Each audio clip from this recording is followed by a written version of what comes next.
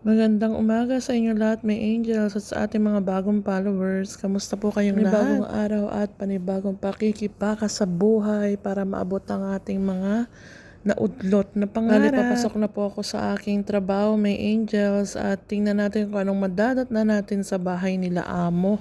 At ito pala, may angel ang aking lulutuin ngayon. So ito po yung napili ko doon sa rep kasi nag-grocery po sila amo at marami akong pagpipilian. So ngayong araw na to ay magluluto po tayo ng may isda. Angel, ganito yung naisip kong gagawin sa isda. So panoorin nyo na lang po may angel, pero alam ko makaka-relate kayo sa gagawin kong pagluto sa isda kasi niluluto din to ng ganito sa Pilipinas. So bali may angel, naisipan ko rin po magtortang talong. Bali bago tayo mag-start, gawin muna natin itong tortang talong para isa lang natin sa oven. So alam nyo naman na medyo matagal-tagal talaga kapag nag-oven tayo ng talong. So ngayon may angel, simulan na po natin ang ating trabaho para matapos tayo ng maaga. So may angel, yan, magbalat muna tayo ng sibuyas at bawang. So yung hiwa po nito ay pwede nyong hiwain ng dice. Alam nyo ba may angel, nung pagkakita ko dun sa rep na may nakita kong isda, sus, tuwang-tuwa ako kasi pag isda, madali lang lutuin yan may angel. Hindi mo na kailangan mag-antay pa ng mga ilang oras o 30 minutes to 40 minutes para lumambot yung lulutuin. Kapag isda, saglit lang yan. Namiss ko na rin pala may angel na magluto ng isda at makakain ng fresh na isda. Paborito din po pala yan ng mga anak ko, ang isdang yaan. Nalimutan ko kasi kung anong tawag sa isdang yaan. So yun may angel, tayo munang hiwain ng isda ng gawin nating 4 na piraso.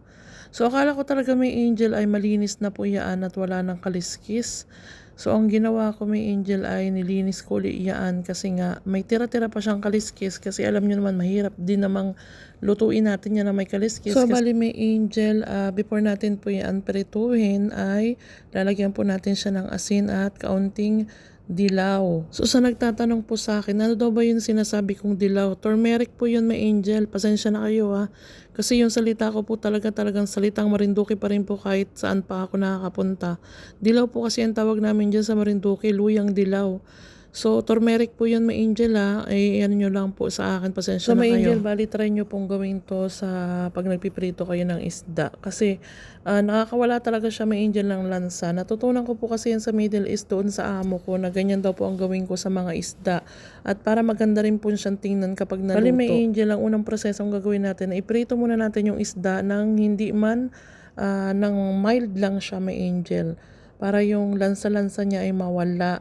So, iprito po natin yan para medyo tumigas-tigas siya kasi nga, di ba, ilalagay natin mamaya yan doon sa ginigisa nating kamatis at tomato sauce. Basta ang pagpirito natin may angel ay very light lang po may angel. So, ayan may angel, habang tayo ay may nakasalang pa, gawin naman natin, magsaing na rin tayo. Bali, white rice lang tayo, plain rice lang. Lagyan lang natin ng kaunting oil and little bit so may angel, habang wala pa tayong gagawin, simulan na naman natin ang paghiwa ng chicken breast kasi magluluto rin po tayo ng pininyahang manok. Bali, bala ko sana po mag-snitchel kaya lang parang hindi maganda yung klase ng manok na nabili ni ma'am kasi yung manok na yan ay pang province, talagang pang may sabaw siya. So ayan may angel, inahon ko na po yung isda at sisimula naman natin ang paggisa may angel ng sibuyas at bawang and susunod natin may ay kamatis. So, kapag medyo luto-luto na yan, dalawang yan, isunod natin yung kamatis may angel. Ayan. So, bali ang gagawin mo sa kamatis, pagka kailangan durog-durog na po yan, walang buo-buo. Kasi isusunod natin mamaya dyan yung mga panamya at ibang condiments and yung ating tomato sauce. Bali pala may angel yung tomato sauce na yan ay hindi talaga yung tomato sauce na nabibili natin sa grocery store. Yan po ay homemade tomato sauce na hindi ko alam kung saan ang galing yan. Siguro ay galing yan sa probinsya nila amo. Bali may angel, ang ilalawak naman nating gulay dito sa ating lulutuin dun sa isda ay ang carrots. So bali niligyan ko siya ng kaunting design para naman maganda, ma-pleasant tingnan, di ba? And also, lalagyan din po natin yan mamaya ng broccoli. Ay, hindi pala may angel broccoli yun. Yung pala ay cauliflower. Sorry naman. So, ngayon naman may angel, lalagyan natin siya ng bell pepper para pampabango at pampatanggal din po yan ng lansa. And then may angel, kailangan natin yan lagyan ng tubig.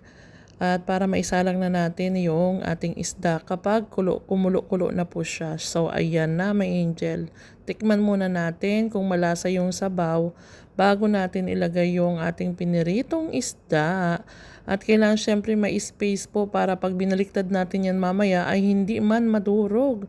At syempre kailangan din po natin ng itlog kasi ilalagay po natin yan sa ibabaw noong ating niluluto. Kasi pang pasarap din yan, pang malinamnam. So ayan na nga po may angel at binubo ko na po yung ating itlog at lagyan natin ng spring onion.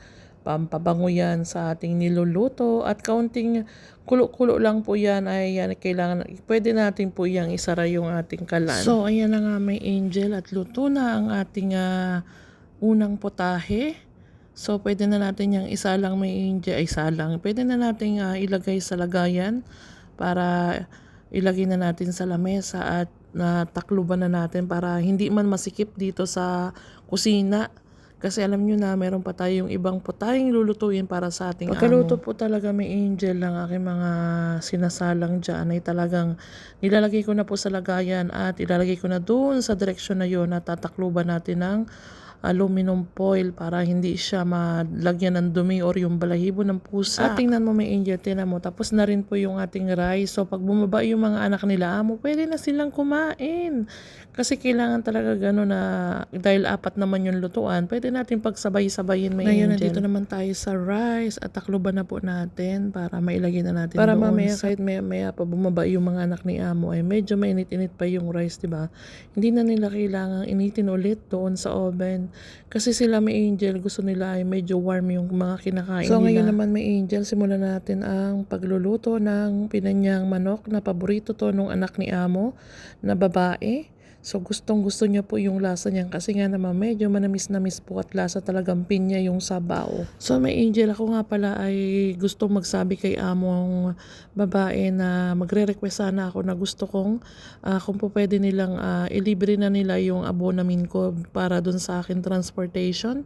So katulad kasi dati nung amo ko may angel na Lebanese na umuwi na sa kanilang bansa, talagang libre po yung transportation ko kasi 4 days po akong pumapasok sa kanila at kahit 5 oras lamang. So ngayon, humahanap po ako ng tiyempo para magsabi dito sa amo ko na kung po pwedeng ilibre na nila yung transportation ko kasi 140 lei lang naman.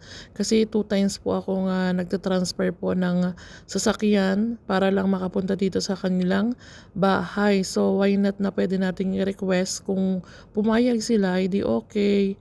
Kung hindi naman ay okay lang din, at least nagtry tayo, 'di ba? Na pakiusapan sila. Kasi usually may angel talagang yung ibang amo ay sagot po nila yan kahit wala naman kayong contract.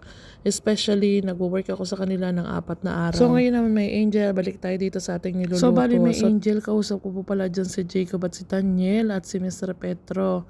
So habang ako ay nagtatrabaho dito, nakatingin po ako sa cellphone. Kasi nga si Jacob ay gusto po ako makausap at gusto na raw niya akong umuwi ng probinsya. Namimiss na po ako ni Jacob at ni Daniel. So may angel, huwag niyong kalimutan ang ating cooking cream para sa ating pininyang manok kasi nagpapasarap din po yan dyan. So may angel, ito pala yung nakuha ko doon sa grocery store, itong pinyang ito. Kaya lang mas gusto ko talaga yung brand ng Del Monte. Kasi iba po talaga yung lasa ng Del Monte may angel. Although pineapple din naman yan at same lang din yung lasa pero mas masarap ang Del Monte may angel sa pininyang manok. So yun may angel, dahil tapos na tayong tikman ang mga gulay ng ating mga niluto. So ayan yung carrot. Gusto ko kasi guys yung lasa kasi nung niluluto natin kahit doon sa gulay ay malasahan natin yung pininyahang manok na lasa talaga. Angel, yan yung last nating lulutuin ng tortang talong. So may angel, pagkatapos po ng pagluto ko niyang tortang talong, kukunin ko naman yung mga plato doon sa machine kasi nga before pa ako nag-start ng work ay nilinis ko muna yung mga lababo, yung mga hugasin kasi nga pagdating ko tambak ang hugasin may angel. Tapos puno din po yung machine na mga dapat tanggalin at ilagay sa cabinet. So, kaya minsan medyo natatagalan din ako sa pagluto dahil dyan may angel na pagdadating ako dito sa bahay, tambak talaga yung hugasin. Tapos kailangan pang kunin mo yung mga i-unload mo mga baso na marami, na mga kaserola. So, sa bagay, kasama naman yan sa trabaho ko, may Angel. So, kapag mabagal ang kilos mo dito, may Angel, baka abutin ka ng 8 oras dito sa bahay na to. So, kaya tamang diskarte lang, may Angel, at kailangan anuhin mo yung oras mo. Tingnan mo yung oras mo, hindi naman kasi maganda din yung sobrang tagal natin.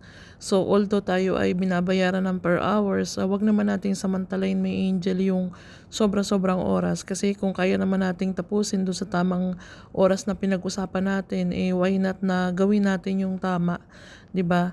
So, minsan talaga sumusobra din po ako sa oras, katulad ng mga 6 hours lang o 6 kasi minsan ako pa po yung namamalengke. So, paano, may Angel? Hanggang dito na lang. Maraming salamat sa suporta nyo. Bye-bye, may Angels.